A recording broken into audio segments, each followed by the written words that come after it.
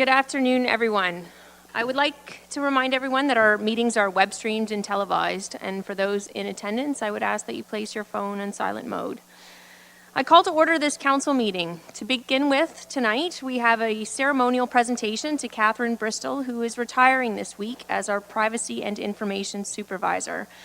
Catherine has been with the county in this role since amalgamation, and previous to this, she has held a leadership role in both the Simcoe Library and was the CEO of the Nanticoke Library. When Catherine started with the county, she was shown a basement with over 3,000 boxes of records from former municipalities with little discernible records classification. She has turned our record system into the envy of neighboring municipalities and has recently overseen the county's new record center at Gilbertson, called the Bristol Room, and implemented our electronics records management system. Thank you, Catherine, for all your years of service. I have a certificate to present to you here on behalf of Norfolk County.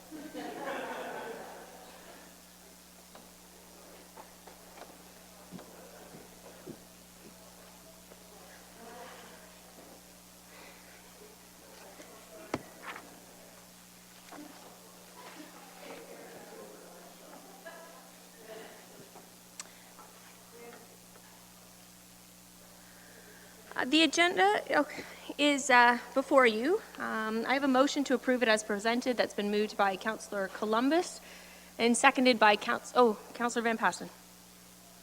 Yes, thank you, Madam Mayor. Could I ask that agenda item 13G, that's report 15 or bylaw 15-Z-2009, be withdrawn and dealt with separately, please? 13G. Yes, sir.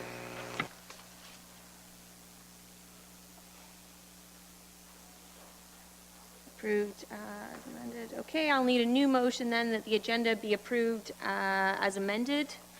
I have a, Councillor Martin? Change? Thank you, Mayor Chop. I too would like to pull item 9E and have that dealt with separately, and I think it's probably appropriate to say right now that I had a conversation with Ms. Doosling about some of my questions, and it's my understanding that they will not be able to be answered today, so I'm look to the clerk for some direction on how to deal with item 9E. Would we be able to do that at the following council meeting in 2 weeks' time?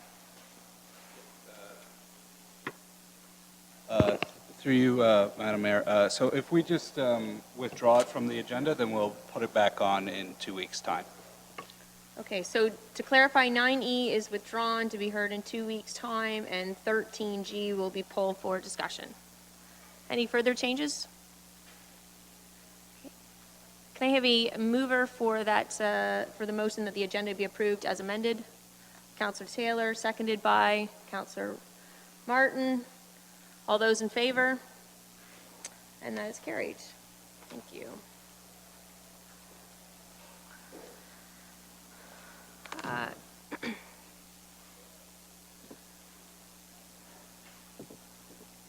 Under Part 12 of our municipal bylaw, there's a requirement to disclose any pecuniary interest, either direct or indirect.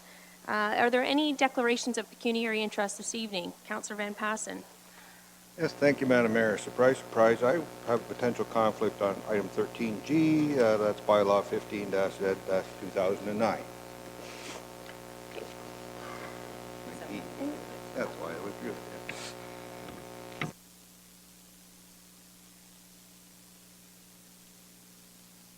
So Through you, within the statement, so now we're required to keep a registry, and within the statement, the reasons are I own property within the circulation area. Very good.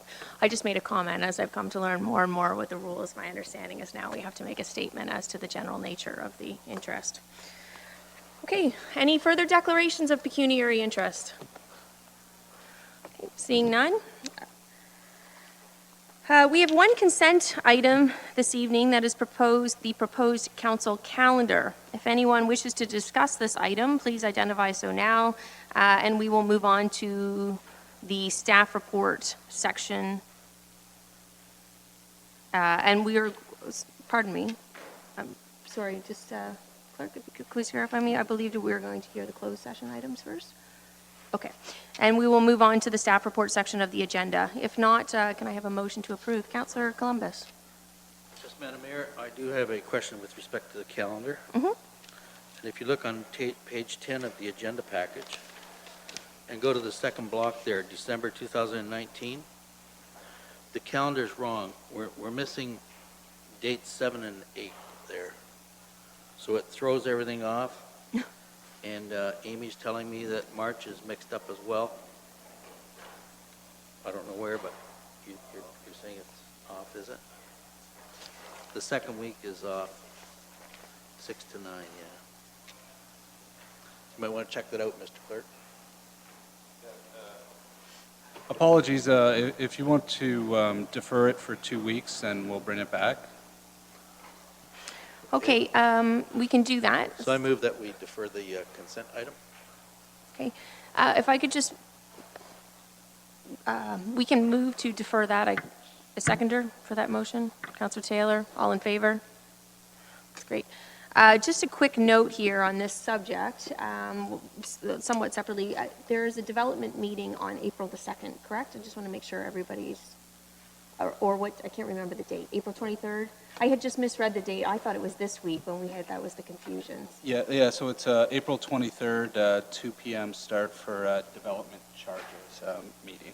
Okay, so April 23rd, everyone has that date noted for a 2 p.m. start for the development charges.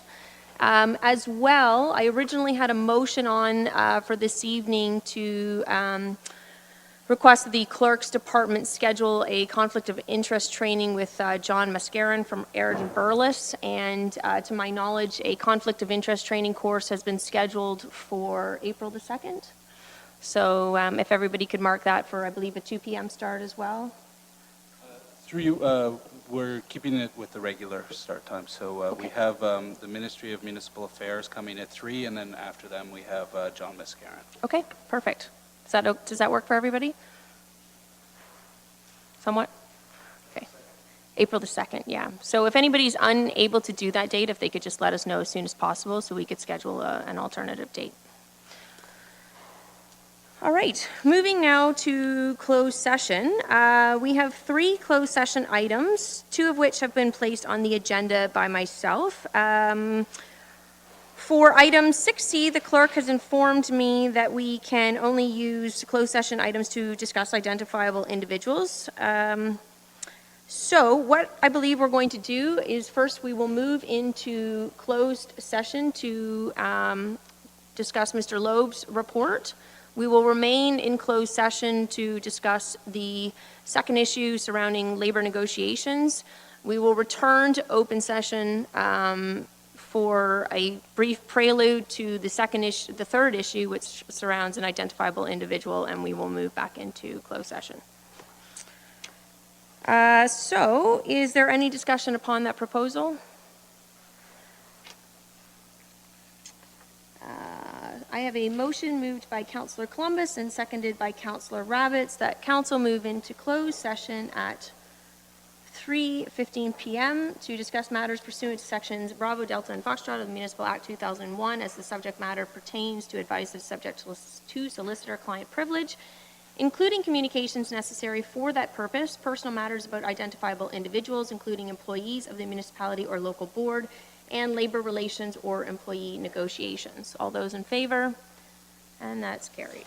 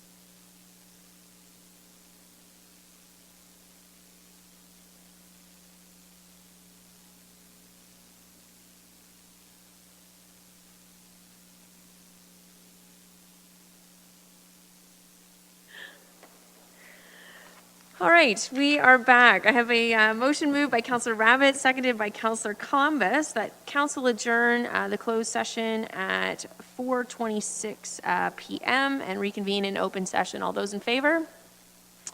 And that's carried. We have nothing to report from the two closed session items. Councillor Martin, did I see your hand up for something? No? Okay. Okay, so my next motion that pertains to an identifiable individual does follow along somewhat with Councillor Columbus's motion last week of appointing a CAO. I do have a number of concerns with the delay, actually, that motion might create. And I'm wondering, I know you had hoped, sir, to have staff speak for a minute onto some of the challenges. We don't have a lot of time tonight because we have a massive agenda, but I will give you this opportunity before we move into closed session, if you would like to very, very quickly articulate your positions. So I'll start with you, Ms. Dusling.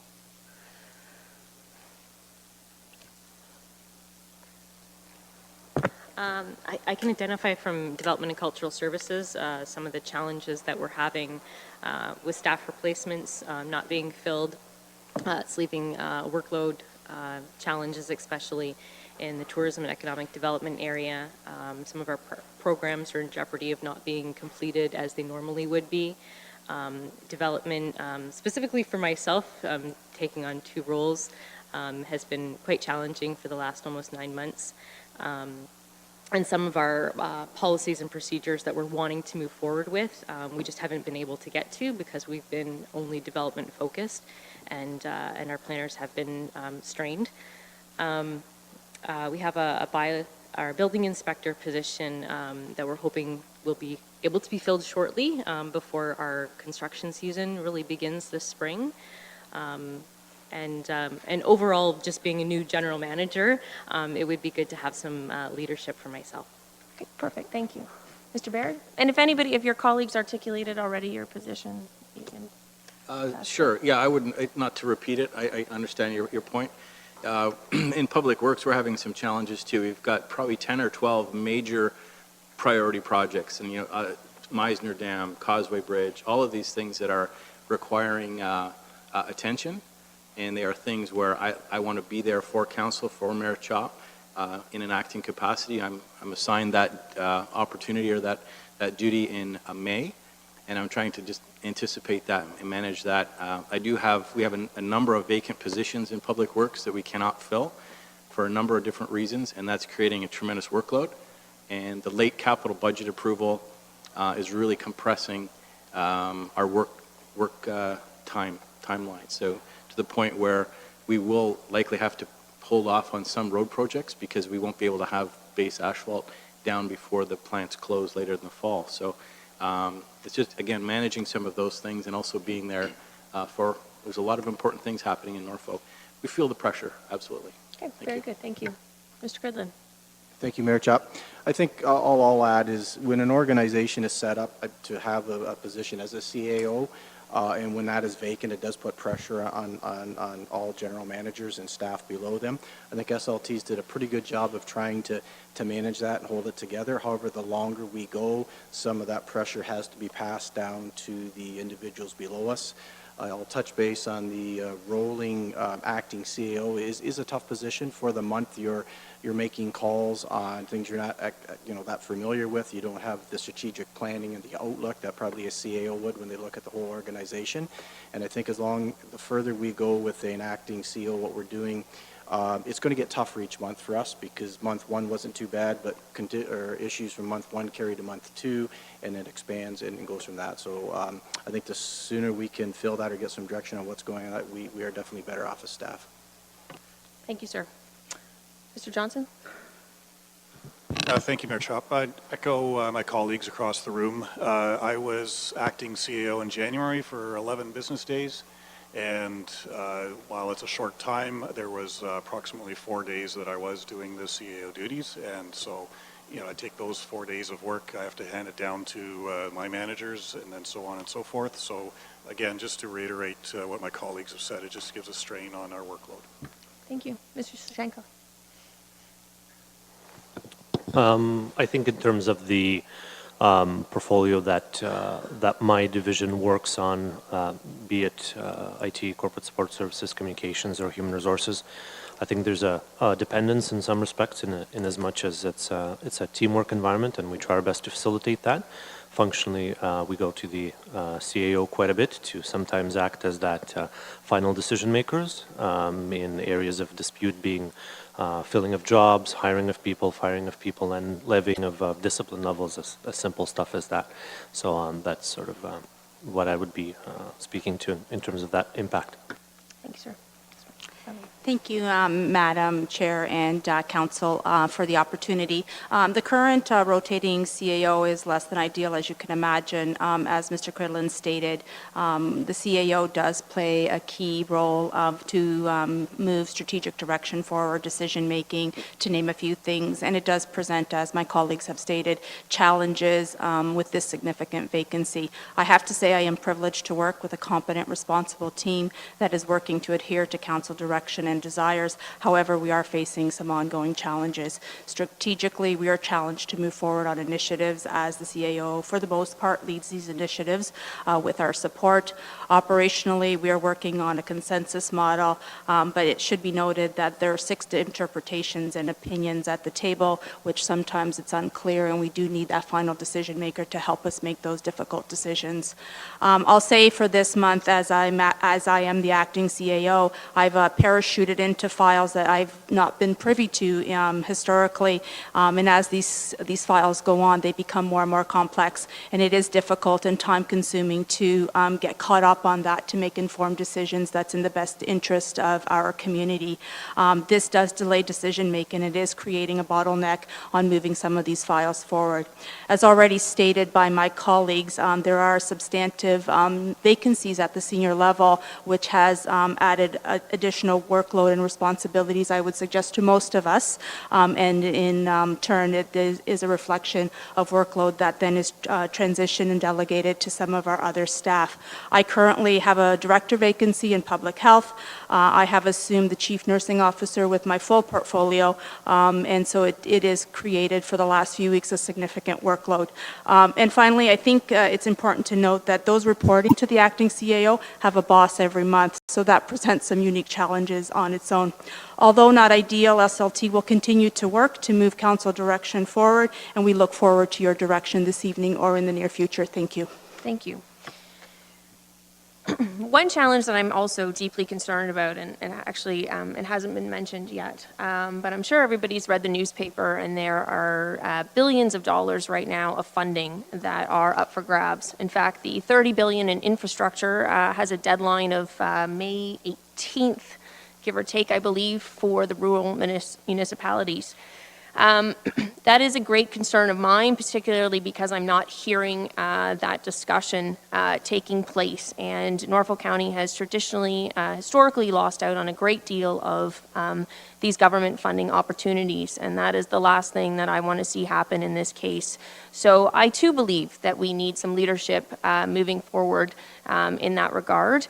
My concern with the motion last week, had I been aware of it, I would have had a conversation with my colleague and shared that I have similar concerns. In fact, perhaps even more grave than himself, because I'm worried that if we delay this process for several months while we engage in an outside consulting firm and so on, that with deadlines like May 18th, that will end up being lost. So at this point, I would like us to move into closed session if possible to discuss the appointment of an interim CAO that would be able to at least provide consistency, because I think that part of the problem is we have this rotating CEO, and as Marlene just mentioned, one day she's providing direction for Mr. Cridland's department, and then, the next day he's making decisions for her department, and clearly that's not working. So we need some consistency. We need to have one person that's in charge of the situation moving forward. I fully support that. And so if it would be okay with council, because we are on a tight timeline, if we might be able to move into closed session to discuss just a couple of other concerns that I have in this regard and that I would prefer not to do in the public sphere, and discuss the appointment of an acting CAO, of a full-time acting CAO. Councillor Van Passen? Move, I believe I have a whole thing to read, that council convene in closed session at 4:36 p.m. pursuant to sections 239 Bravo of the Municipal Act 2001, as the subject matter pertains to personal matters about identifiable individuals, including municipal or local board employees. Moved by Councillor Van Passen, seconded by Councillor Rabbits. All those in favor? That's carried.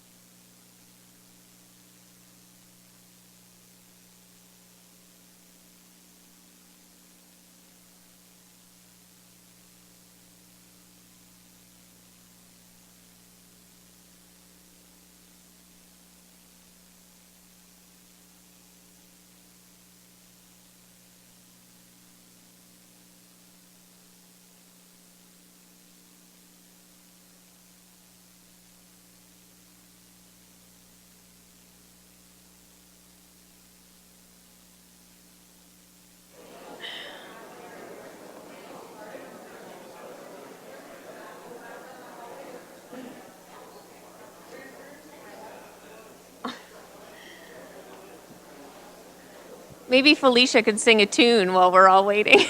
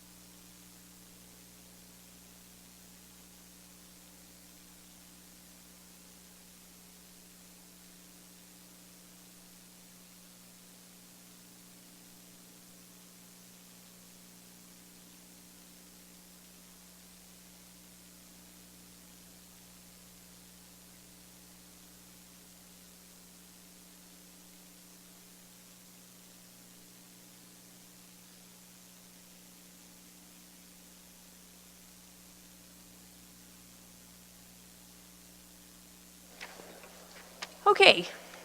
Councillor Taylor's not missing anything. We've got a couple motions just to read through here before we get going. So if I can have a mover and a seconder that council reconvene in open session at 5:18. Councillor Geisens and Councillor Rabbits. All those in favor? And that's carried.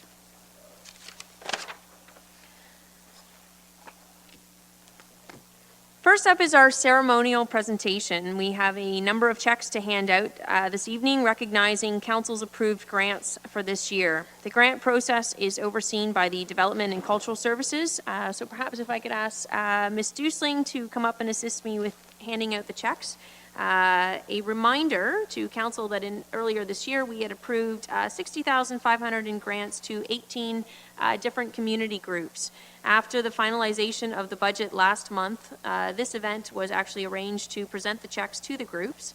And if representatives from the groups themselves could remain so that we could have a photo opportunity, I guess, with you afterwards.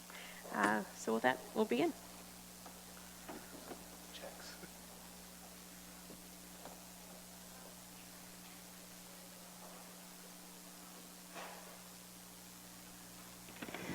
Thanks, everyone, for coming this evening. I'll announce the grant recipients, and if you could just come forward, and Mayor Chop will present you with your check, and then if you could just stay up at the front for a photo op, that would be appreciated. First on our list is Carrie Sinkowski from the Community Legal Clinic, Brant, Haldeman, Norfolk.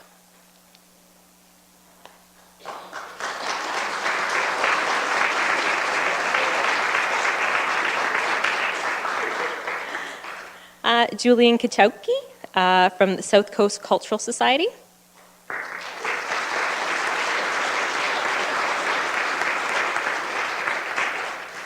you very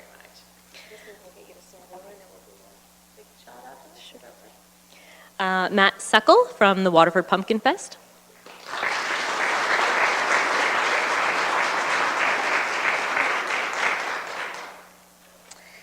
Jerry Knott from Friends of the Library of Norfolk.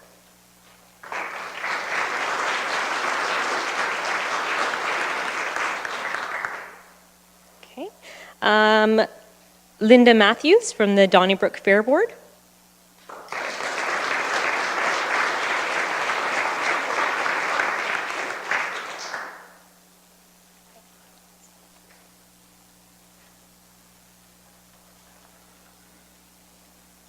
And Marilyn Bremer from the Port Dover Lion's Nest.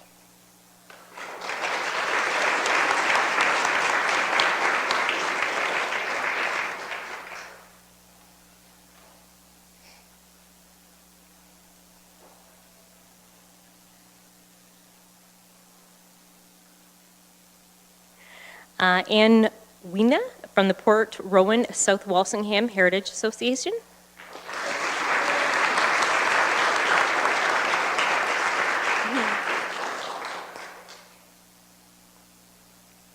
And Catherine Leatherland from the Tilsonburg District Multi-Service Center.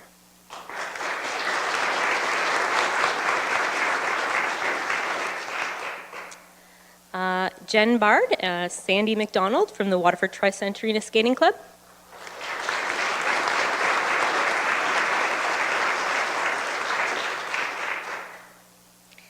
And Roger Cruikshank from the Simcoe Christmas Panorama.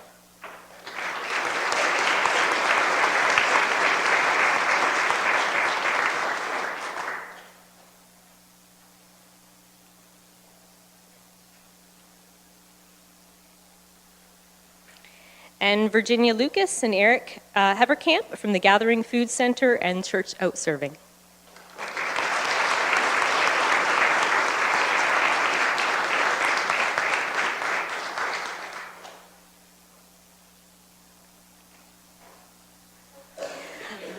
Paul Murray and Linda Weber and Les Berta from the Delhi Fall Fest.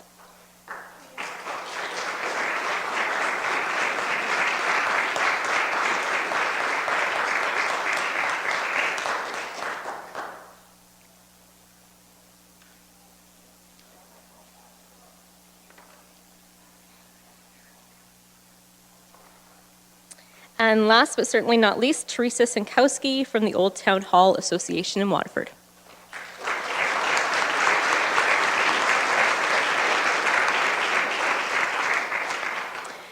Thank you on behalf of Norfolk County for all of your work, and Norfolk County looks forward to all of the good work that you're doing for the community and the benefits of the grants tonight. Thank you.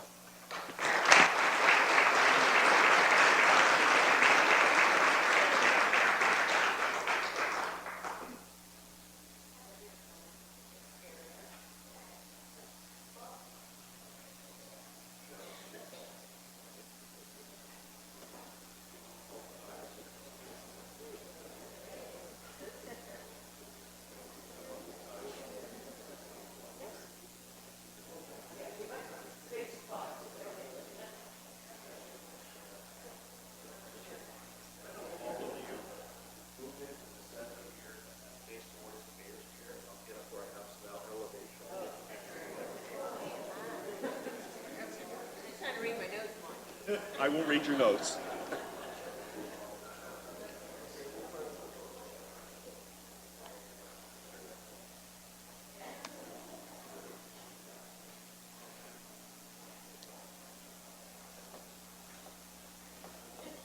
Tall people in the back, less tall people in the front, please.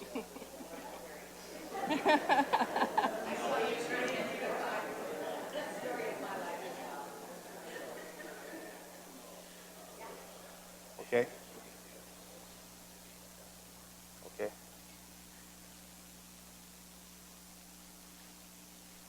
Mr. Murray, could you move over there to the other side of the gentleman you're standing beside? Perfect. Okay. All faces have to have their own space. That way, Anne. Beautiful. Here we go. Eyes open.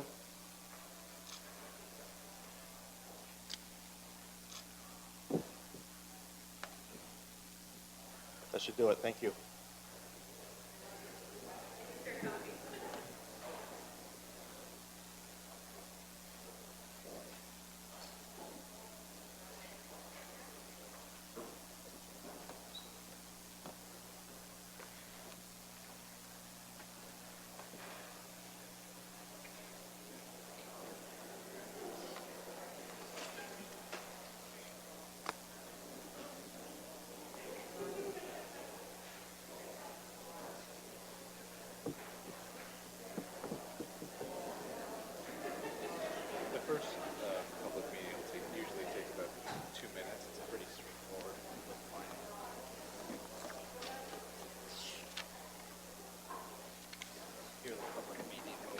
Since when do we do each of the correspondence received as information individually?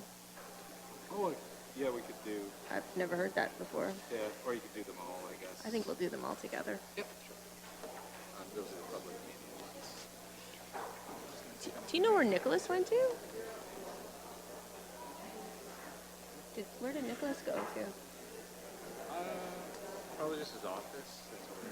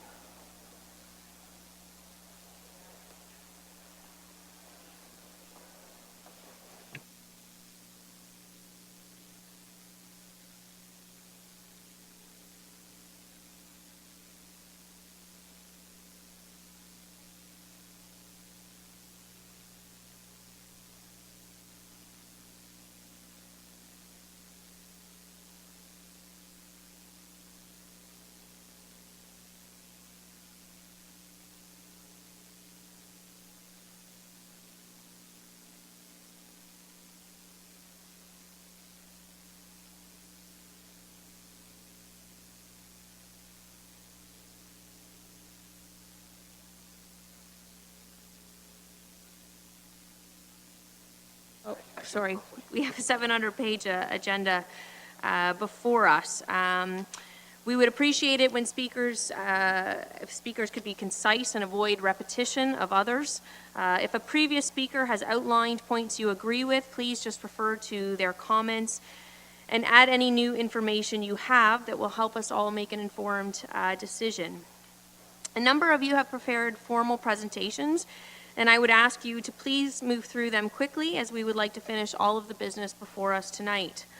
I now officially open the public meetings held under the Municipal Act and Planning Act. A reminder to those residents that desire to address council tonight to write your full name and address when you come forward to the podium. Those speaking on planning matters, please be advised that in order to preserve your right to appeal to the local planning appeals tribunal, you are required to make comments or provide written submissions prior to the passage of the bylaw. So, with that, the first one before us is Staff Report FS 19-11. That's regarding recommendations for cancellation, reduction, or refunding of taxes under Sections 357, 358, and 359 of the Municipal Act 2001. Mr. Johnson, do you wish to introduce the staff report? Thank you, Madam Mayor. I will pass this over to Sue Bugner, who is our Manager of Revenue Services and the Tax Collector for Norfolk County, and she will introduce the report. Thank you, Madam Mayor and Council. The report before you today seeks approval of property tax write-offs under the provision of Sections 357 to 359 of the Municipal Act. Usually these write-offs result from physical changes to property that occur after the delivery of the annual assessment roll. Examples of physical changes are fire or demolition. Section 358 provides a mechanism to make corrections to the assessment roll if factual errors are made. Summarized details of the current applications are outlined in the appendix of the report. The 2019 levy operating budget includes an allocation of $125,000 for the municipal share of these adjustments. The county's share of applications contained in this report is $26,906.16. The education portion of the write-offs will be recovered from the appropriate school boards. The Act requires that applications be presented at a public meeting and that property owners are advised by notice of meeting. A notice of decision will be issued to owners within 14 days from today. Upon Council's approval, the tax account adjustments will be processed. If a property owner disagrees with the valuation provided, they may file an appeal with the Assessment Review Board within 35 days following Council's approval of the report. Typically, reports like this are presented to Council 3 times a year, in March, August, and October. As this is the first report of this type in the current term of Council, I anticipate there may be some questions, and I'm prepared to answer any questions you might have. Okay. Any questions of Council? Councilor Rabbits.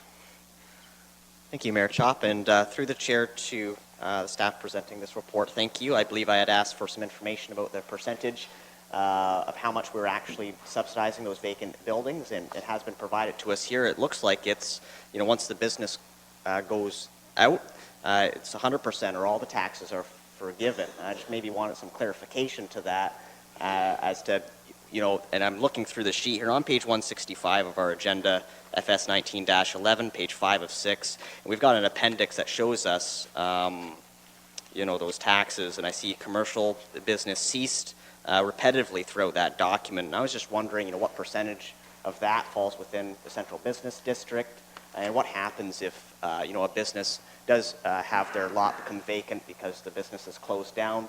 What percentage of, taxes remaining? Is it 100% that they're forgiven? Are they required to pay in that year but not the subsequent year? And I was hoping for a little bit of clarification in that regard. Thank you. To Councillor Rabbits. To clarify, that request, I believe, was at last committee meeting, and as the Treasurer explained at that time, there will be an explanation coming forward in a tax policy report. This report was written prior to your asking for that. And I can tell you that the ceased commercial that is in that listing, none of that would be Central Business District. Because if you're zoned in the central business district, whether or not you operate a business, the property stays taxed as commercial. It's just a matter of, is it commercial taxable or commercial vacant?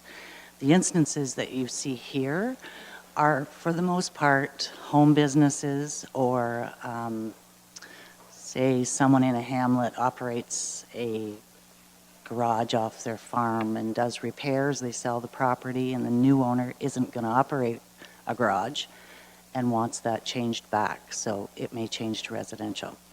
So while I will be providing information for the questions that you asked, none of this really applies to that vacancy rebate program.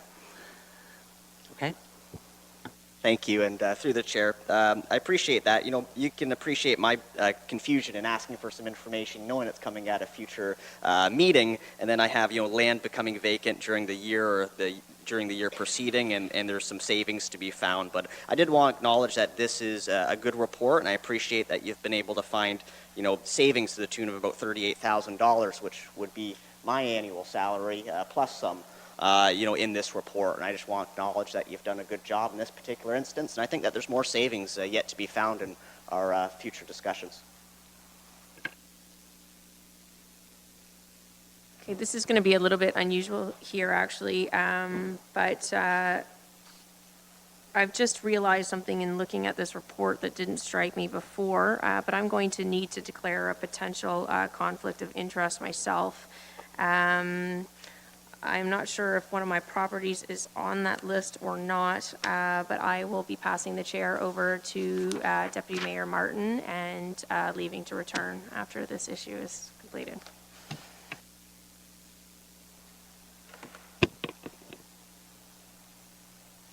Thank you, Mayor Chop. Any further discussion or questions to staff on this report? Councillor Rabbits? If there are no more, thank you, Deputy Mayor Martin. If there are no more questions, I'd move the recommendation that's printed on FS 19-11, page 4 of 6. It's page 164 in our agenda. And if we could have that read, I'd be prepared to move it as a motion. Through you, sorry, Madam Chair. I have kind of the mayor's speaking notes up here, but just to first open the floor to any members of the public who wish to speak to a property assessed or a recommendation of this report. Thank you, Mr. Griselle. The public meeting is now open. Is there anyone here that would like to come forward and speak to any properties? Come on up, sir. Just hit that button on the microphone there. Yeah, my name is Brian Barnes, and I've applied to take the commercial taxes off my property. So I just wondered if there's any reason why there wouldn't be taken off. It's a small carpentry business. I haven't been in business for 4 years or so now. And it was just a small area of the property that was under the commercial taxes. So you're not actually able to ask a direct question to staff. However, I can do it or put that out to council to do that for you. Ask yourself then. So you're just, if I may clarify with you, your question is you're interested in switching from commercial to That's residential? what it is. Yes. Okay, thank you very much. Because it was residential to begin with, Mhm. and then my shop area was put under commercial taxes. I'm sorry, what was your name? Brian Barnes. Barnes, okay. Would any council member like to put that through to our staff? Councillor Columbus?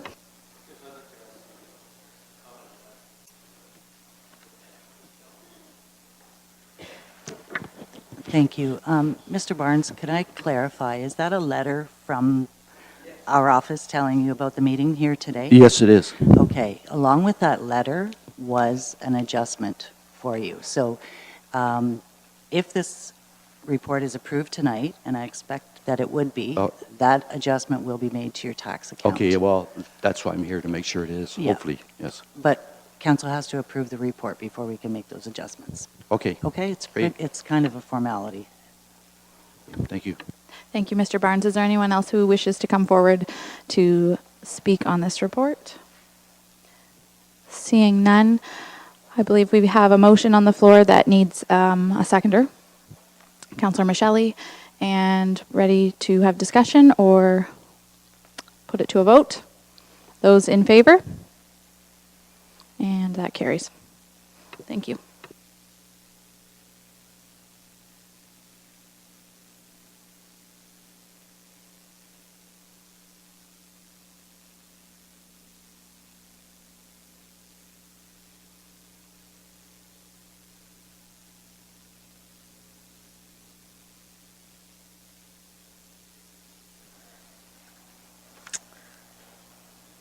Okay, so that staff report is all concluded. On to the next. Okay, so now we're on to staff report DCS 19-41. This is in regards to an application that has been received to consider an amendment to the Norfolk County zoning bylaw 1Z 2014 to rezone the subject lands from urban residential R1 Bravo to urban residential type 4 R4 to permit the development of 74 multi-residential dwelling units, including 50 townhouse units and 24 fourplex units with site-specific provisions.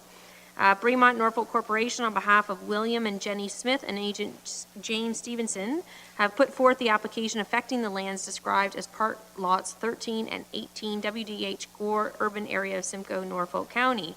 I will now open the public meeting on staff report DCS 19-41, and Ms. Van Dalen, if you could please present your report. Good evening. Thank you, Mayor Chop, and good evening to council and staff and members of the public. We're just working to pull the presentation up here with respect to for the local monitors, but this application has been received with respect to a zoning application to rezone the subject lands from R1 to R4 to facilitate the development of 74 multi-residential units. The subject lands are located in Simcoe, within the southwest quadrant of Simcoe, and are approximately 5 acres in size.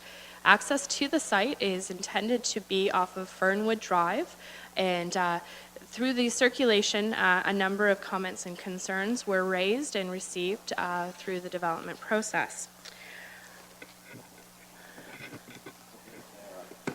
Okay.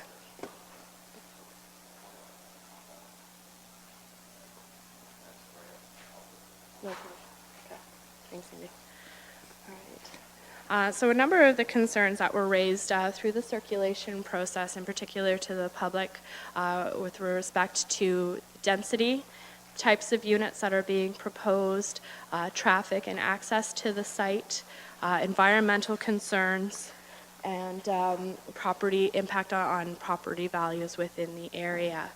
Staff have had the opportunity to speak with the proponent and raise some of these issues and concerns. And the recommendation being put forward today is for deferral, so staff can continue to work with the proponent so that we can kind of work through and find an agreeable solution in terms of assisting the development to move forward.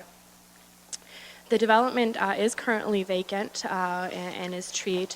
There were some environmental concerns on the property, and the proponent has completed a record of site condition, which has identified the lands as environmentally sound in terms of the proposed residential development on the site.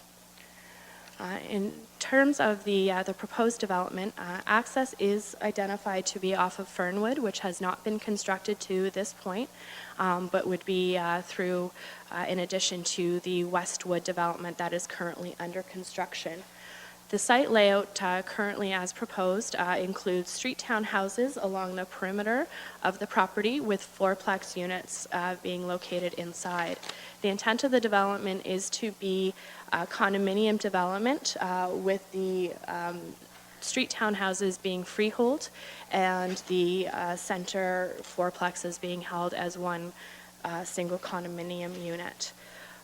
Planning staff are happy to answer any questions or concerns that you may have, and I thank you for your time. Are there any questions of council for staff?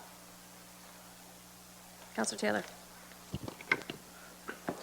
Thank you, Madam Mayor, and through you to staff. I have heard some complaints about people not receiving notice. Just how far out is the notice perimeter, I guess would the question be? Thank you, Councillor Taylor. Through you, Madam Mayor, the circulation for zoning applications is 120 meters from the subject lands, which is approximately just under 400 feet. Anything further? Any further questions? Okay, thank you, Ms. Van Dalen. Is the applicant William or Jenny Smith or the agent James Stevenson in attendance? Do you wish to speak, sir? Okay. If you could just state your name for the record, and as well, I'm just going to remind you have 10 minutes this evening. Thank you. My name is Spencer Skidmore. First of all, good evening, everybody, council, public, and staff. My name is Spencer Skidmore. I am a registered professional planner, and I am the consulting planner on this file. Shannon gave a great overview, so I'm going to try and keep this very brief. I know the agenda is pretty full this evening. So I believe there's a clicker in here. So as Shannon mentioned, the subject lands are located kind of towards the central western portion of Simcoe within Norfolk County. They're actually located on the boundary of the existing urban area. The south lot line of our property actually consists of the existing urban boundary. To the north of the site is existing single detached residential. To the east is also existing single detached residential. To the south is agricultural rural area outside of the urban boundary. And to the west is the Westwood Trails development, which was a recently approved townhouse development, I believe back in 2012, which consists of around 71 townhouses.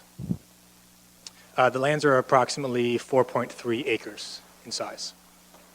So just a brief policy background. The lands are within the urban area or on the county's Schedule A1 community structure. The subject lands are designated as urban residential within the county official plan, and they're zoned as R1B, which is a residential zone that primarily permits single detached residential. There's also a holding provision on the land that speaks to the need for orderly development through a development application before that H can be removed. So the proposal itself, as Shannon said, consists of 74 total units, 50 of which are townhouses and 24 of which are fourplex units. There's a total of 136 occupant spaces being provided on site. That's 2 per townhouse dwelling and 1.5 per fourplex unit. There's also 25 visitor parking spaces being provided on site at a rate of approximately 0.33 per unit, or about 1 per each for every 3 units we're proposing. Those also contain 2 barrier-free parking spaces for accessibility. The site is accessed, as Shannon mentioned, off of a private condominium road. The townhouse component of the condo is going to be a common element condo, so it'll be a freehold condo, not a standard condo. And that condo road will have access off of Fernwood Drive, which is going to be extended through the development to the west. The development has an approximate density of around 42 units per hectare. So this is the development concept as Shannon demonstrated earlier. The intent was to keep the townhouses, 3-story townhouses around the perimeter of the development with the fourplex units which present a more dense land use towards the interior.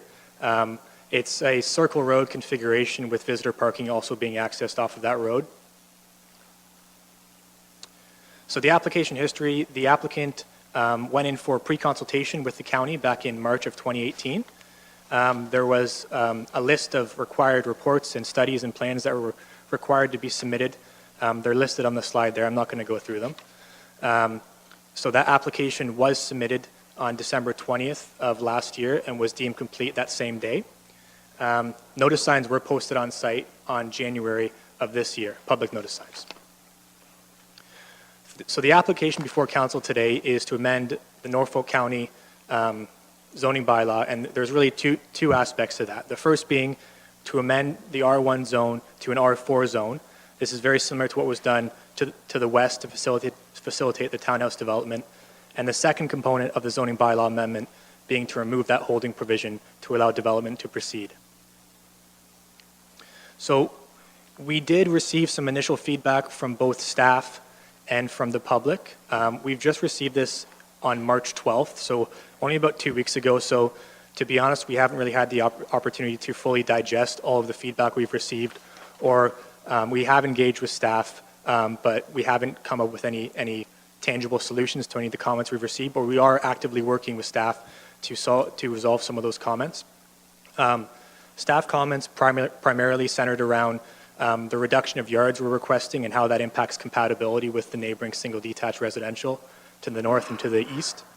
Parking was a concern of staff, and there was also a variety of site-specific site plan technical comments with respect to snow storage, landscaping, fencing, and these items were typically be addressed at the site plan stage, but they definitely warrant consideration at the zoning bylaw amendment stage. The public largely echoed staff's comments. They had some concerns with respect to reduction of yards and how that interacts with compatibility with the singles to the north and to the east. There was some concerns with parking. There was some concerns with traffic, some decrease to property values, some privacy concerns, some light and shadowing concerns, and some environmental contamination concerns. We are actively working with the applicant and with staff to address and hopefully resolve all of these comments and all these concerns. So just some clarifications. Through reading some of the comments, I want to take this opportunity to provide some clarifications on the development concept. The driveways will be a minimum of 6 meters in length from the back of the curb to the driveway, or to the garage, sorry.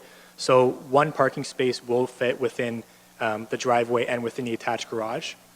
A transportation impact assessment was done as part of a submission, as part of the complete submission. Staff have not had a chance to review that yet, but it's my understanding that that is taking place, and we look forward to that feedback. We are not amending the permitted height.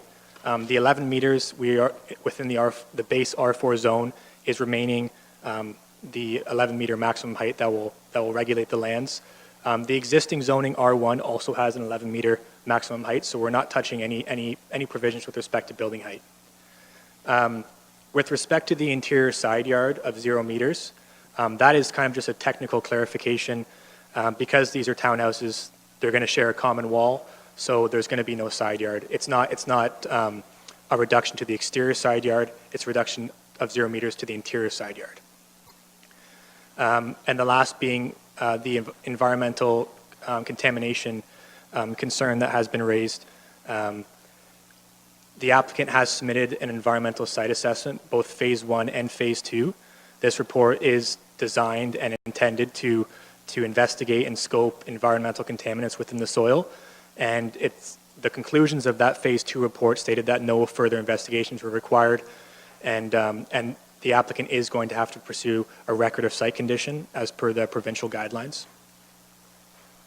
So some next steps. I completely support Shannon's recommendation to council to defer the decision and give the applicant an opportunity to work with staff and with the public to resolve some of the concerns that have been raised. We will listen to what's being said tonight. We'll compile all the comments we've received to date, and we'll seek to revise the development concept to appropriately reflect those comments. We will then resubmit a comprehensive resubmission that reflects those revisions per the concept or per the comments, and following hopefully an approval for the zoning and the draft plan of subdivision, we'll submit a site plan application, a draft plan of condominium, and then a part lot control to create the individual parcels of tied land. So that's all I have. I'm happy to answer any questions that council may have. Okay, thank you, sir. Any questions from councillors? Thank you. Oh, Councillor Martin. Thank you, Mayor Chop. Through you to, Spencer, the 11-meter height requirement, can you just clarify, you said you're not changing that, I have no intent to change that. Can you just clarify where exactly that is and how that relates to the current residential homes nearby? Absolutely.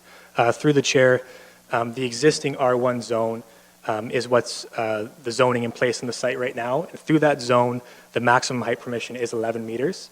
And as we go through the zoning process to rezone to the R4 zone, it will remain 11 meters. So the existing height permissions, if we were to develop the site as is, would be the same after we obtain the zoning bylaw amendment. So we're not proposing any additional height. Thanks, sir. Councillor Huffman, I think I saw your hand. Okay. I just have one quick question. How did this come, what was the purpose of bringing it forward to ask for the deferral today? Because particularly given we have such a heavy agenda. Through you, Madam Mayor. Thank you for that question. In terms of this scheduling kind of conflict in terms of the agenda, didn't realize it was going to be such a big agenda once we kind of set it.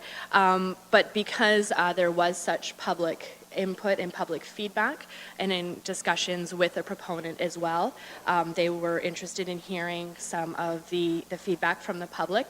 So we thought the best approach is to get it to the public meeting so everything can be heard and discussions can be had at the same time, and then we can continue to work with the proponents. So one thing I might maybe suggest even to council for the future, particularly given that the applicant supports the deferral, would be to have a public meeting of sorts that doesn't involve council, to be able to, have the councillor from that particular ward get that public input and then hold the public meeting at the proper time, which is when the application is obviously coming forward for approval.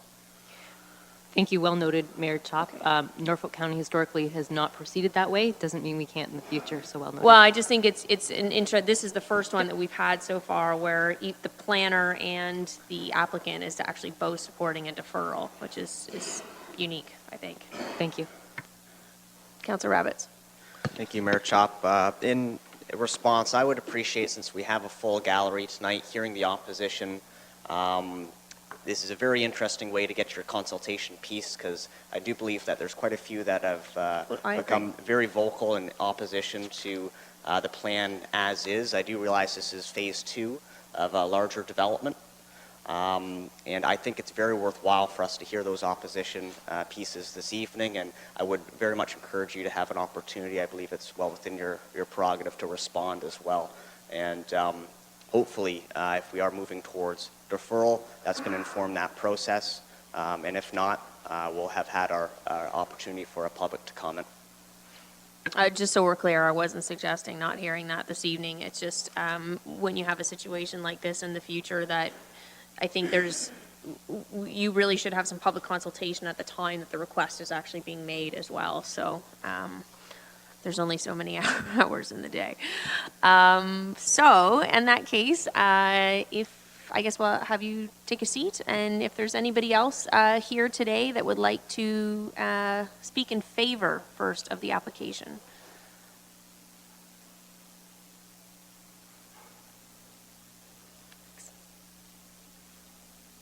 Anyone? Anyone in favor? No? Okay. Is there any member of the public that wishes to speak in opposition or in general to the application? And if so, if you could please come forward to the podium, sir, and state your name for the record.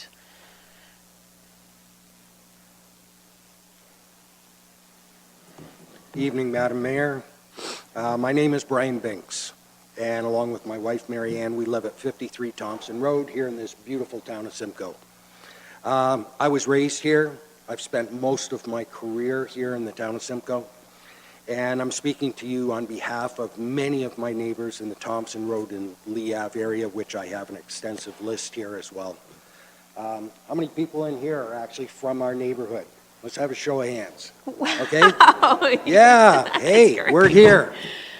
Okay. With that said, looking at the proposal to develop the Doug Smith property, Braemont Corporation has done an excellent job. Okay, they've designed a high-density townhouse and fourplex complex. They've asked for 13 zoning amendments to be designed to further compact this development. Have asked for side and backyard setbacks to be shortened, added dead-end roads for garbage dumpsters, snow, storage, asked for parking spaces to be lowered in number, create a wall of 3-story townhouses that Donald Trump would be proud of. Do you realize how big 11 meters is, folks? This is probably about, I'm going to say 8 meters, this building in here. Okay. I can talk about this, about density. I know what I'm talking about. I've taught it for the last 13 years at seniors, and I've taught it for the last 22 years, residential design. This does not fit our neighborhood. We all understand the need for affordable housing here in Simcoe. We all know that. We ourselves have one child that doesn't have a house yet. But, ladies and gentlemen, this is not the city of Toronto. We are a community of Simcoe. We live in a subdivision where our children can safely ride their bikes, skateboard on the street, yell out car when we're playing road hockey. Okay, we have 24 young children from my house to the end of the street right now. That doesn't include the rest of the neighborhood. That doesn't include grandchildren, of which I have 9. Over half of the families on our end of Thompson Road, which border the Smith properties, have purchased our homes in the last 4 to 6 years. We purchased here knowing that the possibility of R1 homes being developed behind us. We all knew that someday we'd lose this beautiful wooded backyard, the wildlife, the deer, all the critters, the birds. We knew we'd lose that someday, but it's R1. Our homes are single-story, side and back split, raised ranches, and only a handful of 2-story homes in the entire neighborhood. A large percentage of our backyards and decks will never see direct sunlight again if this wall is built behind us. They want to build a wall of 3-story townhouses and fourplexes. This is not a fit for the area of this town. If we wanted to live in a high-density subdivision, we would have purchased elsewhere. If this property goes through, some of us will have as many as 6 different property owners butt up against our property lines. Our privacy will be jeopardized. The traffic flow will be excessive to the point that our children and grandchildren won't be able to play on the street any longer. They talk of a proposed second entrance off South Drive to divert some traffic. My parents were the second house built in the Thompson Road subdivision. That proposal was in place in 1978. So don't tell me they're going to open this up. You're just misleading everybody. It's not going to happen. The issue of lowering parking to 1.5 cars per household means more vehicles on the street. This impedes traffic flows, especially for emergency vehicles. With the new development off Fernwood, we already have some 70 bungalows. Now this proposal of another 74, the traffic down Thompson Road will be horrific. That's almost 150 households with 2 or more vehicles. That's 300 cars a day going up and down our street. We are asking as a neighborhood, we are asking council to refuse the proposed zoning amendment that is in front of them tonight.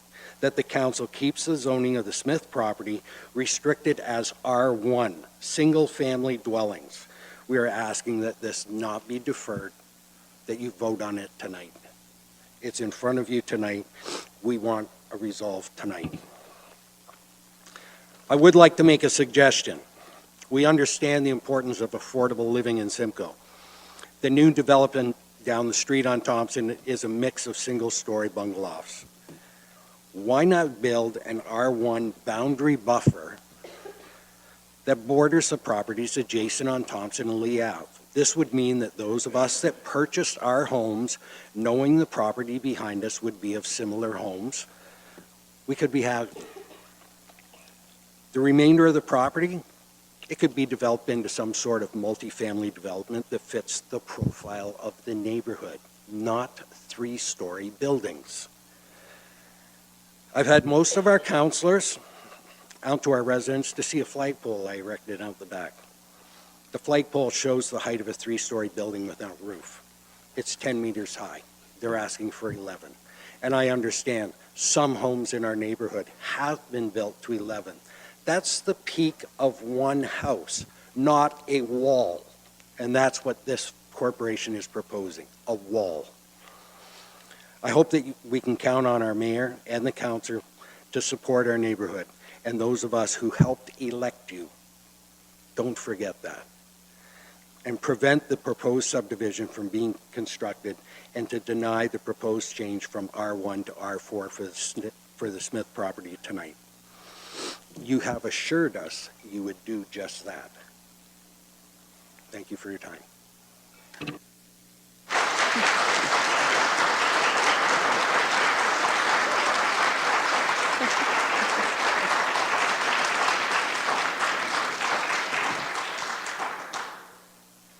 Okay, is there anybody else that wishes to speak in opposition or in general?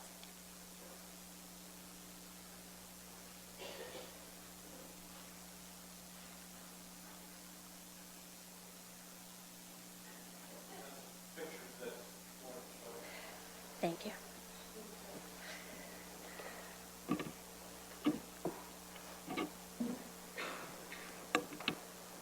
In the interest of time, would you be able to start your... Certainly. And then the clerk will... Certainly, Mayor. Give you guys a hand.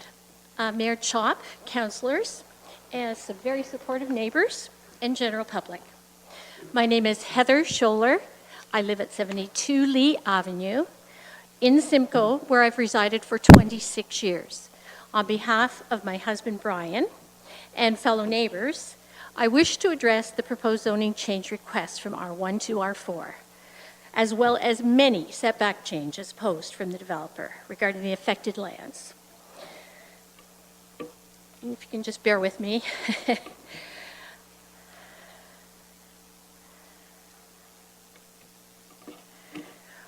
While we chose this quiet area to raise our children and have had the privilege of a property that backs onto forested land within town, we realize that growth is essential for town viability, and we welcome that. In the back of many of our minds was that one day the land behind us would be developed, yet continue to meet the present-day R1 designation. The current proposed residential development would represent loss of green space and forest, which has been termed significant woodland, diminish our privacy, and could cause decreases in our home resale values, as well as increased traffic volume to an area that has no sidewalks. The character of this neighborhood does not align with the proposed development in so many ways. Sorry, we're having technical difficulties.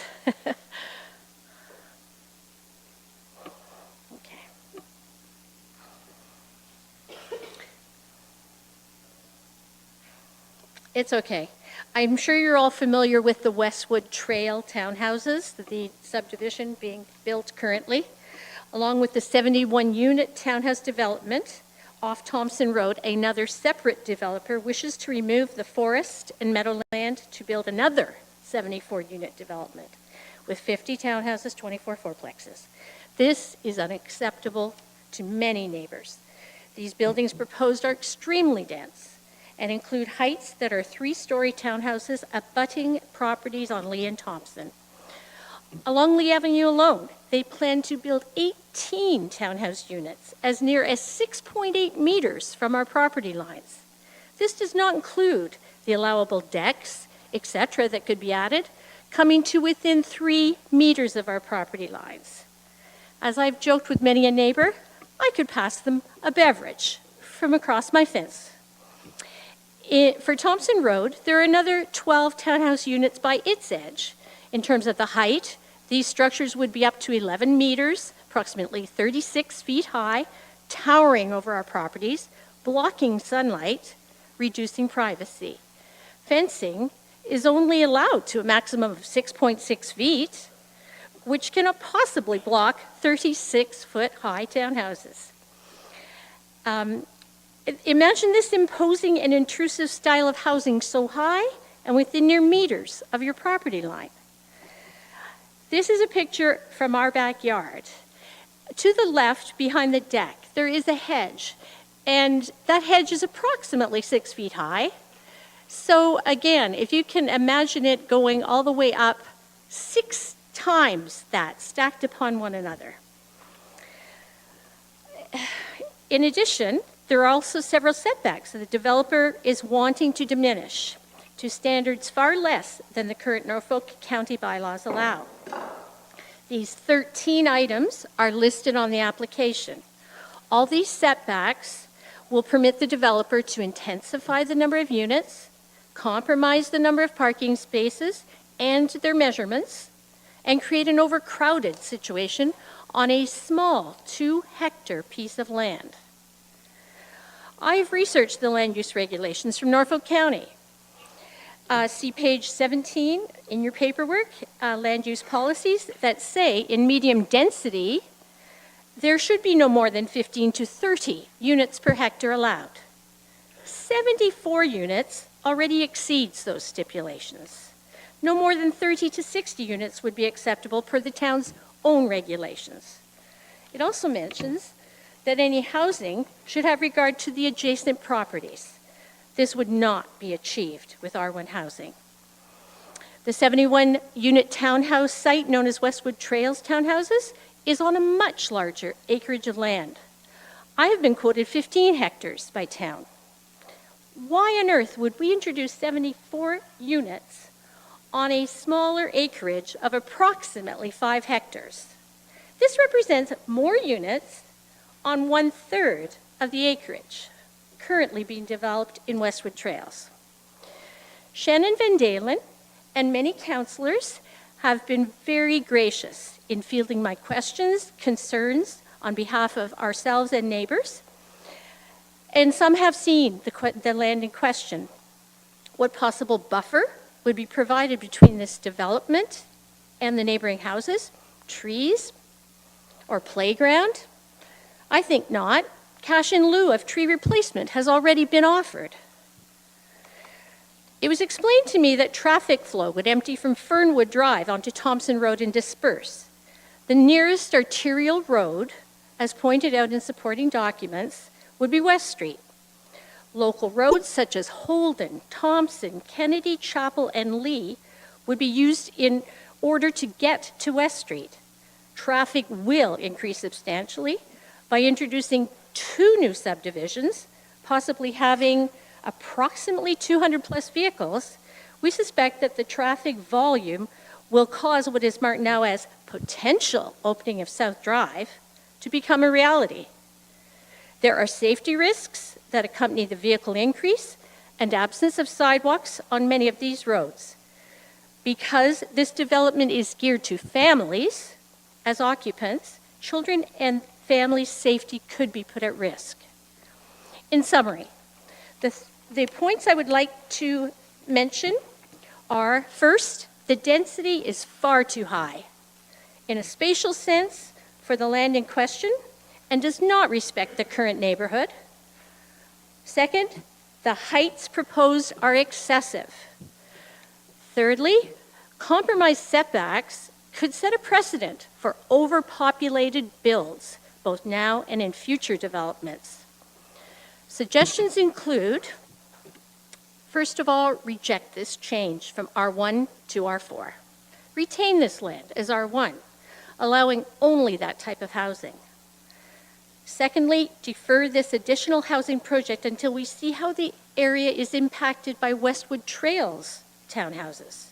Conduct further studies, including consultation with residents, that the town has suggested in the staff report. There are many compromises put forth in the current proposal. I believe that council should realize that proceeding with this venture would not be in the best interest of the local residents and the town of Simcoe. Thank you for your time, and remember that reflection leads to clarity.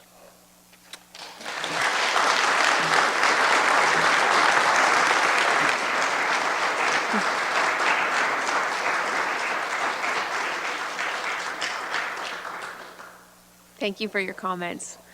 Next up, anyone else that wishes to speak in opposition? No one? Just the 2 presentations? Okay. Okay, are there any other questions from council members? I have a couple questions myself. So I'm assuming that this was going to require an official plan amendment. Is that correct?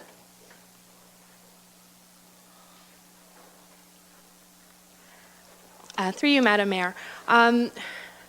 The official plan does include policy that says generally shall be between. So we do have some flexibility in terms of the density targets that are there. So we haven't quite come to the determination yet whether or not the generally at 42 units per hectare, if that meets the intent of the policies overall. So I think, you know, as I mentioned before, having a meeting like this to discuss the concerns of the residents is extremely beneficial before we go down this road of people spending enormous amounts of money, hiring consultants to try to move ahead with plans and so on. What concerns me is the number of applications that I'm seeing coming forward that are requiring official plan amendments for significant increases in density such as this, when our official plan it's a year old? When was it approved? The OPR was approved, I believe, in June of last year, so it's not quite even a year old. So we have an official plan that we had planners spend a significant amount of time on that set their vision for the future of Norfolk County in terms of density and so on in areas. And already we're seeing so many applications coming forward to change those zonings. And so on the one hand, yes, you know, I'm known as being pro-development, but on the other hand, you know, what I've always maintained is that it is zoning bylaws that are the ways to regulate land use. And in this case, we have zoning bylaws that are regulating the land use. So it concerns me in the same way the residents are concerned to have such a massive change in density, a vision of the plan that you guys created.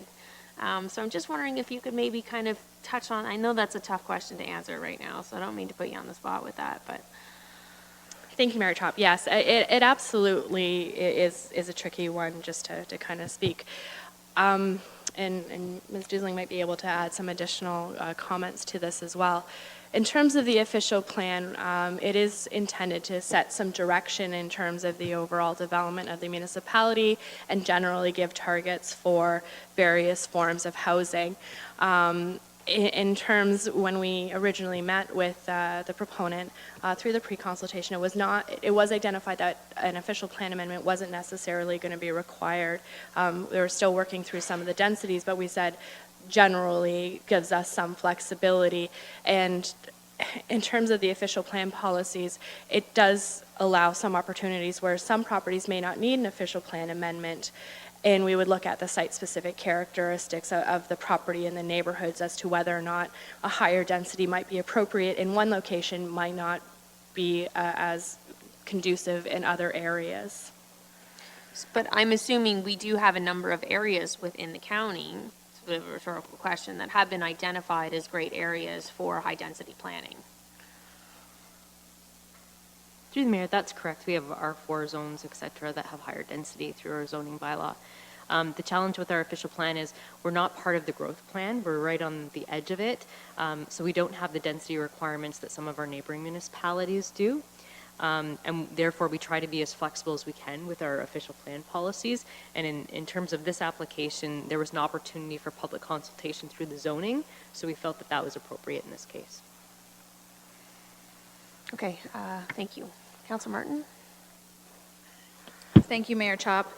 More of just a procedural question that I'd like to pose to planning staff. If the deferral is a preferred option of council tonight, should there or could there be some type of direction involved to planning staff to have a conversation about the compromises that the neighbors have brought up here tonight? Because what we're hearing from the consultant who spoke is that there is no plans to change the height requirement. And I wonder what the point is in deferring, having an alternate plan come forward that still has the same height requirement, and I can't get behind that height requirement. I can't get behind R1 to R4 as with the information I'm provided with today. So what procedurally would you recommend to do? Is there a conversation that can be had through planning staff to consider this compromise that's been made by the neighbors? Through you, Madam Mayor. In couple things. In terms of lines of communication, there is always the opportunity for kind of a community meeting to be held to possibly talk about some opportunities, and I would possibly defer that question as well to the proponent to see if they'd be willing to engage in something along those lines, or what opportunities they might be able to provide for that. In terms of the height, in our residential zones, the height between an R1 to an R5, the height is all set at 11 meters.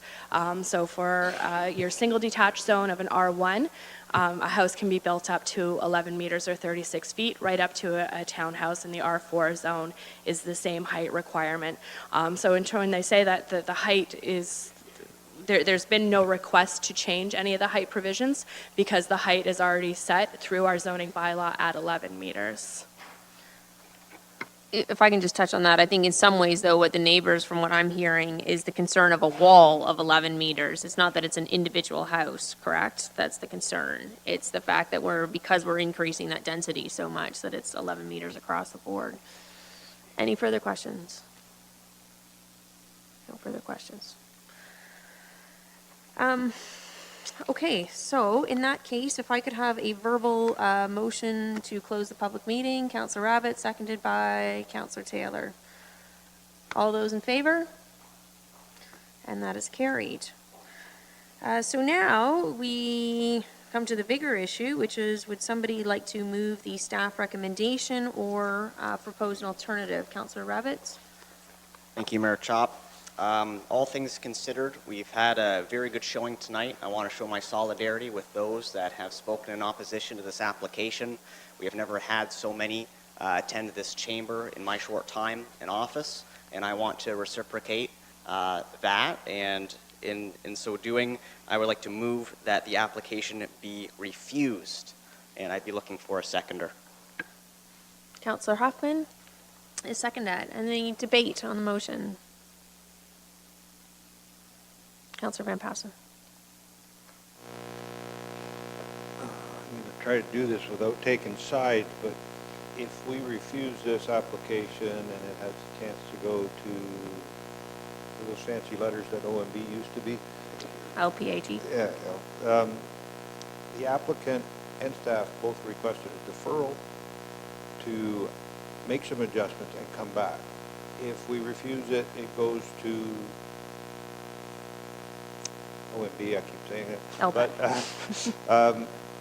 and they win or lose, and it goes there. If we give the opportunity to defer it, to rewrite it, they don't have to reapply. We can work with the community to try to get something that works in there. And we are trying to be a little bit fair to both. So generally on planning applications, when the applicant asks for it to be deferred and staff have to, we give them a chance. So not that I'm one side or the other, I will not accept the current application as it's been presented to us today, but I would like the opportunity to let them work through it a little bit longer. Maybe the idea of the mayor with a little bit more input from the community would be very helpful in this case. But to just say yes or no immediately, I think might be a bit more than I could handle tonight. Okay. Councillor Huffman, then Councillor Martin, then Councillor Columbus. Thank you, Madam Mayor. I would fully support Councillor Rabbit's motion that it be refused. I don't think that there's just too many issues to deal with in terms of looking at the change in the zoning, looking at the density, and just the whole impact that it has on the neighbors. I have spoken with many of the neighbors. I've toured the area. I've looked at it, and I think that when we're looking at any kind of further, not saying that we won't, the neighbors knew that there would be development. It's an R1 designation, and I support that, and I will not support a deferral. Who did I say? Councillor Martin.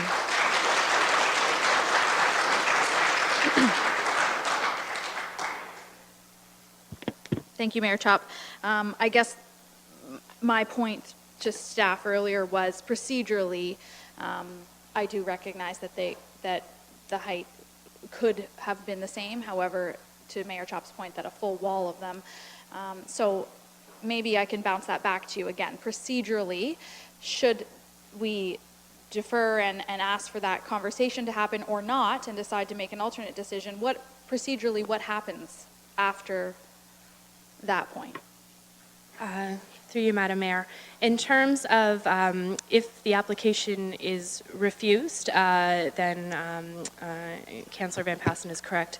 There's the opportunity for the applicant to appeal to the local planning appeals tribunal, LPAT, and that would be that avenue. If the application is deferred, there is the opportunity to have those conversations to open it up to see if there's some opportunities to maybe limit the height adjacent to those, the existing R1 zone, so that those townhouses may have a lower height, lower maximum height than the rest of the site, or other setback discussions. So, and I'm not advocating for this, but hypothetically, if there was a deferral this afternoon, then would the developer not have a chance to make amendments and come back to you before going to LPAT? They would only go to LPAT should they not hear the public, who has articulated a compromise tonight. So are they able to come back to the planning department with amendments made after hearing these neighbors, and then it would then come to council? Through you, Madam Mayor, absolutely. If the application is deferred tonight, we can have those conversations. Amendments can be made to the application. The application would then get recirculated to the neighbors, and a new public meeting would be held, and those amendments would be brought forward to council for your consideration, and then you would have an opportunity to review at that time and take into account any of the amendments that have been made at that time. Councillor Columbus? Thank you, Madam Mayor. I will be supporting Councillor Abbott's motion and for refusal. I think the applicant, the proponent of the project, and the objectors are too far apart. And I think I would like to see this reduced by about 50%, the development, before I would support it. Thank you.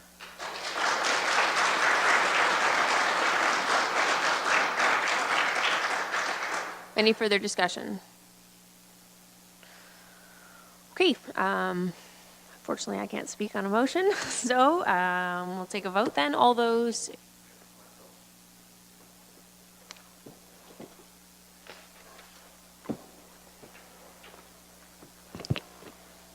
All right. For the motion for refusal, Councillor Geisens. Yes. Councillor Rabbits. Yes. Councillor Columbus. Yes. Councillor Martin. Yes. Councillor Van Passen. Councillor Huffman. Yes. Councillor Michele. Yes. Councillor Taylor. Yes. Mayor Chop. Yes. The motion carries.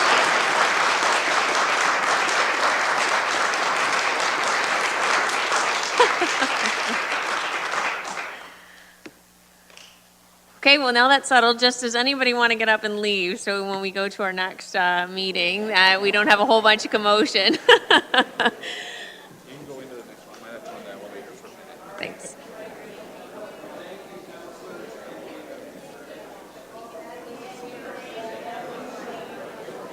Hey, have a great night.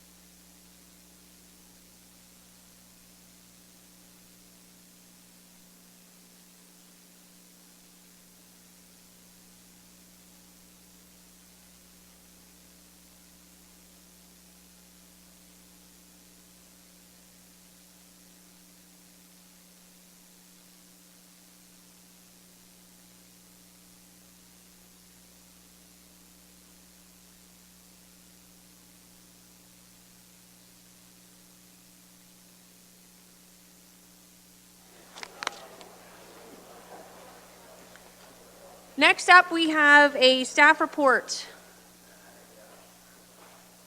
DCS 19-42, that's regarding an application that has been received to consider an amendment to the Norfolk County zoning bylaw 1Z 2014 to rezone the subject lands from urban residential type 1 alpha R1A to urban residential type 4 with a holding provision to permit the development of 36 stacked townhouses. Lindy Steffler and Agent IBI Group have put forth the application affecting the lands described as 150 Prospect Street.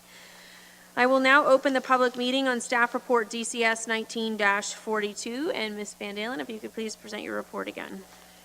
Thank you, Mayor Chop.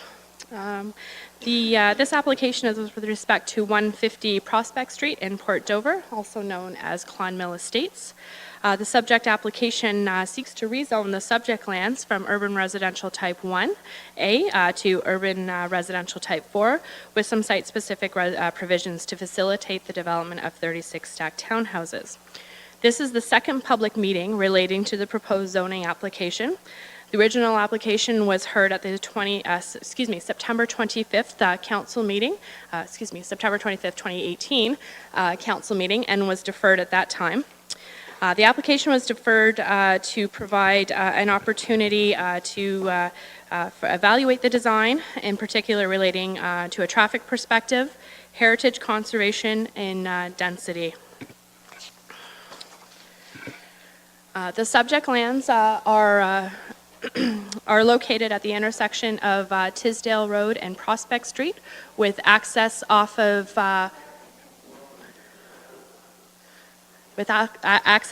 Clonmel Lane. The property contains the historic Clonmel Estate, which is located at the northern extent of the property, with the property sloping down to the intersection. The conceptual amendment that was provided at the September 25th meeting was revised to remove one of the access points on Tisdale Road and slightly amend the proposed access on Prospect Street, and also included a breakout in terms of the proposed use of the temporary zoning. The property does also contain temporary zoning on the property, which does allow for the 9-room accommodations within the existing Clonmel building. The subject lands are located within the settlement boundary area of Port Dover and designated urban residential in the Norfolk County official plan. The urban residential designation is intended to accommodate a wide range of housing forms and includes policies for infill and intensification, opportunities of large urban lots, and also set density targets for housing types. The official plan also includes policy relating to efficient and orderly development, provisions for municipal services and infrastructure, as well as community compatibility, housing opportunity, and cultural heritage. It is noted that the provincial policy statement also identifies Port Dover as a settlement area wherein growth and development is to be focused, and also contains similar policies to the official plan that seek to have development that are efficient and orderly, provides direction for municipal services, ensures community compatibility, and allows for housing opportunities and the preservation of cultural and built heritage. The requested amendment includes the zoning of the property to R4, urban residential R4 with special provisions. The special provisions that have been requested include the addition of, or the opportunity to permit a 5-room accommodation, bed and breakfast accommodation for the traveling public. Reductions to the minimum exterior side yard and rear yard setbacks. Reductions to the parking space width from 3 meters to 2.75 meters. Reduce aisleway traffic for two-way from 7.3 meters to 6 meters, and for one-way traffic from the required 7.3 to 4.5. And also to increase the number of units per block with respect to one of the blocks. The bylaw currently permits townhouses to a maximum of 8 units per block, and the proponents are requesting an increase to one of the blocks to allow for 12 units. Pardon me. Staff have recommended approval in part to the proposed amendment. The rezoning to recognize to the R4 zone with parking considerations and for the number of units to the one townhouse block have been included in the recommendation for approval and the draft bylaw. However, staff are not supportive of including the 5-room accommodation or the reductions to the exterior or rear yard provisions. It is noted that a holding provision has also been included on the bylaw to ensure that there is sufficient servicing capacity to facilitate the development. There are known servicing constraints within Port Dover, and the holding provision allows the municipality to confirm demand and system availability prior to the final approvals being granted. This holding provision will remain in place until the servicing capacity has been confirmed and permits would not be able to be issued. A number of concerns that were raised by area residents that provided comment against the proposed development included increased traffic, visibility and sightlines, pedestrian safety and movement, that the development is not consistent with the area, that the density is too high, servicing concerns, property value concerns, and historic conservation. The townhouse development is considered from a staffing perspective to be an appropriate fit in the terms of the context of the property and the use of a large urban in the community. It is recognized that while the Clonmel property does maintain and have that historic consideration, the proposed development is intended to have consideration to be reflective of the design features. The housing forum would provide opportunities with the area and can be considered an appropriate transition between the existing townhouses to the north and the single detached dwellings that pardon me, that are located to the south and along Prospect Street. There are no proposed changes to the existing Clonmel building in itself, and it is also noted that the proponents have been in consultation with the Norfolk Heritage Committee regarding the heritage features and in particular the stone wall. Staff are not supportive of the accommodation within the existing Clonmel building due to parking concerns and the addition of the extra use within the R4 zone. Parking reductions have already been considered as part of the development, and to add the additional uses is considered to have some potential negative impact on the property and adjacent neighborhood. In terms of the density values that are proposed as part of the development, the 36 units does meet the official plan policies in terms of the density requirements, and it is staff's opinion that the proposed amendment is considered to be consistent with the provincial plan, the official plan, and the development can represent good planning within Port Dover. We are recommending that the application be approved in part to recognize the proposed townhouses, and it's also noted that site plans applications are required, so a number of the traffic and design features can be evaluated through that process. Thank you. Thank you, Ms. Van Dalen. Councillor Columbus. Thank you, Madam Mayor. To the planner, a couple months ago, council approved the hotel, and now part of this application is the 5-unit bed and breakfast. So I'm trying to figure out, when's the hotel thing end and when does the bed and breakfast start? Through you, Madam Mayor. In terms of the hotel that was previously approved by council, the 9 rooms are permitted to be in use or permitted to be in place for the property 3 years from the date of approval of the bylaw. So it was approved in December of 2018, so it would be in place until 2021. Okay. Thank you. And can you speak a little more about water capacity? I thought the water capacity in Port Dover, the servicing was null pretty well. What year do you think that the water capacity would be here to service these 36 units? Through you, Madam Mayor. In terms of the capacity, we are working through our servicing monitoring evaluations, and Public Works is looking at opportunities in terms of the capacities that are available in Port Dover.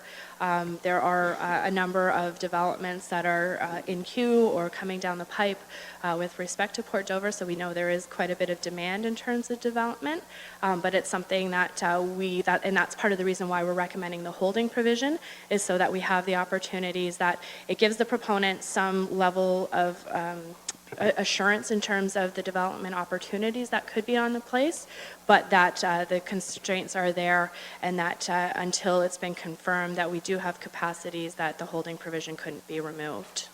So in all of Port Dover, how many subdivisions or developments do we have in the holding capacity pattern right now? Through you, Madam Mayor, Allocated? I don't have that number off the top of my head right now. It is something that we're kind of working through. There is some information in that previous servicing report that was provided to Council on February 5th. There is some information in that, but in terms, it all is a variable in terms of applications and the use and where developments stand in terms of moving forward. So going back to my initial question about capacity for the water servicing, when do you actually expect that that area would be getting water service? Through you, Madam Mayor, my apologies, I don't have that information at this time.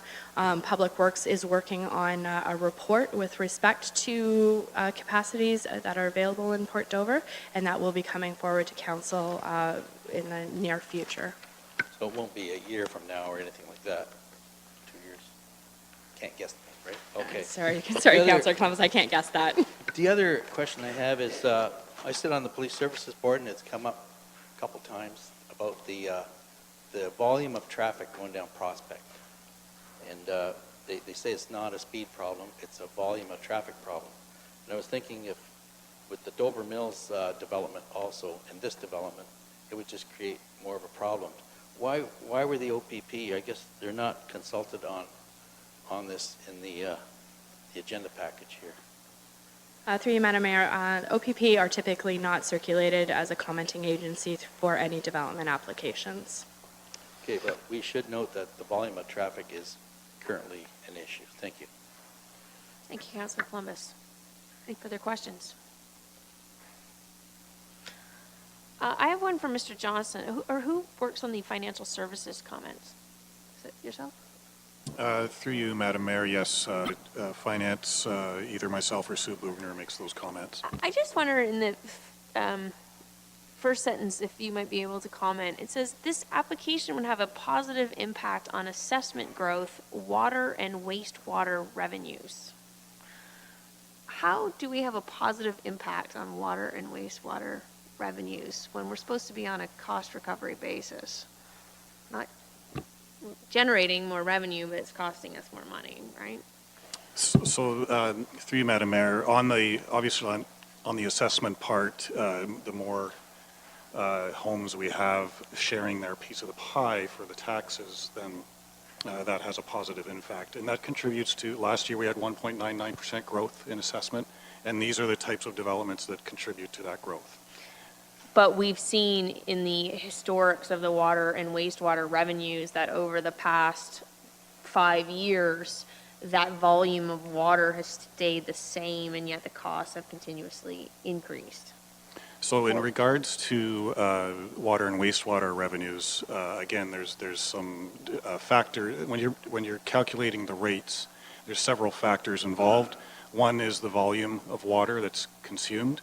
The second is the amount of users on that system, and so when there's more users on the system, then again they share the burden of those costs. Yeah. More users, though, to the point where we're having a capacity problem, like Councillor Columbus has just stated, and so now we have to build a whole new plant. So there's kind of a peak. Sure, you're maybe lowering costs. My point of that is just I think that's a little bit of a stretch to say that there's a positive impact on water and wastewater revenues that are in there.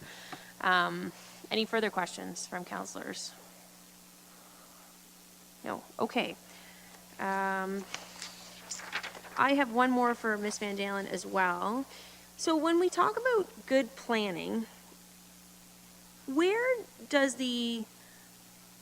I didn't really hear it mentioned or much talked about, in terms of this being a historic property and keeping in character with the neighborhood and all of those components. Again, I feel these are the pieces with the official plan. I am pro-development, but it's not just build at all costs anywhere you want. And I'm not saying there's not an application, I don't think, I can honestly say in the next 4 years that will come across that I can think of a tougher decision to make in many ways, because I feel for Ms. Steffler for the troubles that she's been through with Norfolk County, and I also feel for the residents because I can see, the charm of that area going there, and I think that in a perfect world, we wouldn't even be in this situation right now if we had said, okay, this house is a 10-room boarding house, and there's no such thing really anymore in today's reality of a 9 or 10 bedroom boarding house.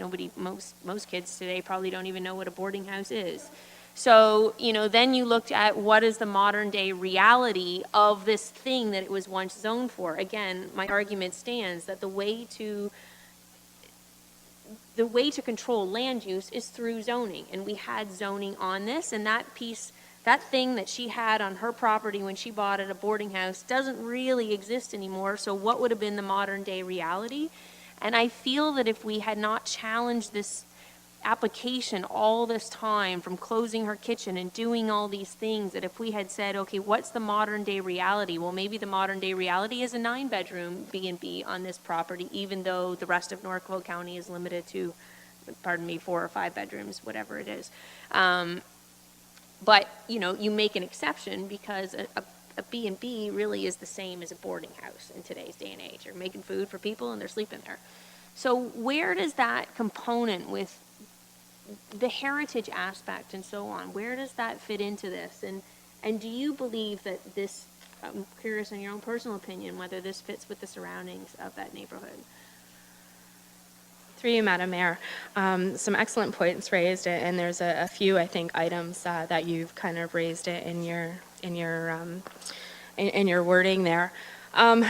In terms of the historic character and whatnot, and the relationship of good planning, I think that there is absolutely opportunities to build off the character that exists on the property. I think that it's a very large lot, and I think that there is an opportunity to maybe be reflective of some of the elevations and the design that is there. And I think that's one of the key components that we will be focusing on with the site plan application. You've got existing townhouses that are located within the vicinity that were created from the Clawn Mill property a number of years ago. There's going to be demands, and I think when we have the properties here in terms of growth, where we have an opportunity that we can look at some development or some infill or intensification opportunities, I think there is definitely some foundation that we can entertain for this and build off those historic features that exist on the property. So when I was there meeting with some of the residents, I also had quite the history lesson about Port Dover. And I can't remember, was it 300,000, 225,000 that was wanted for an archaeological study? And council turned that down. We don't have the funds for that time, and I've always maintained that to be properly borne by the developer. What has been done in that regard? Do we know of anything of significance there? Is there a requirement as part of? Through you, Madam Mayor, in terms of we're not aware of any archaeological features on the property. I think some of the neighbors there questioned some of that component, and I think, I might actually myself, given some of what I learned. The other question that I have is in terms of the OMB ruling from 1996. Have you seen a copy of that ruling? Through you, Madam Mayor, I have read a copy of it. Okay, and how does the planning department justify then, in your words, the fact that the ruling had stated that the remaining lands would be zoned in such a way as to prevent any other use than what is there now? How in good planning, did we kind of get from that to 36? And I'm not saying it's not that I don't support some development there, but how do we get from this to 36 townhouses? Through you, Madam Mayor. It's an excellent point, and I've read through that decision and a few times, and you're absolutely correct in your initial statements that it's definitely a tricky property and tricky decisions. I've kind of gone back and forth in my own mind in terms of my position and my thoughts on the development application. In terms of the ruling and the OMB order from the mid-90s, I think that you're seeing a lot more development pressures that have come through. There's a lot more planning legislation that has developed from there, and I think that there's a lot more opportunities that we can look at from a building construction perspective that would help work in to provide something that can meet the character and can complement the design of the area. I think it also, just in terms of the property values and housing demands that Norfolk is facing, I think this is a good opportunity to utilize land within our urban areas. So it's just because there's development opportunities that there is an OMB ruling that's, in your view, outdated. I wonder if people from Hastings Drive are probably wishing that they were watching this right now. Through you, Madam Mayor, it's not necessarily that it's outdated. Unfortunately, through that ruling and that order, there was no restrictive covenants that were placed on the property with respect to zoning, and I can't stop people from putting applications forward. It's the public opportunity, and that's why we have the public meetings and the zoning applications, so that people, property owners, have the opportunity to put forward applications for consideration, and it comes forward through the public process. Okay, so typically then what you would see out of an OMB ruling then would be a particular covenant placed with the zoning of the property, and you're saying that didn't occur in this situation? Yes, through you, Madam Mayor, that's correct. Okay. Now I just lost my speaking notes here, but if the applicant, Ms. Steffler or IBI Group, would like to come forward to speak on behalf of the application.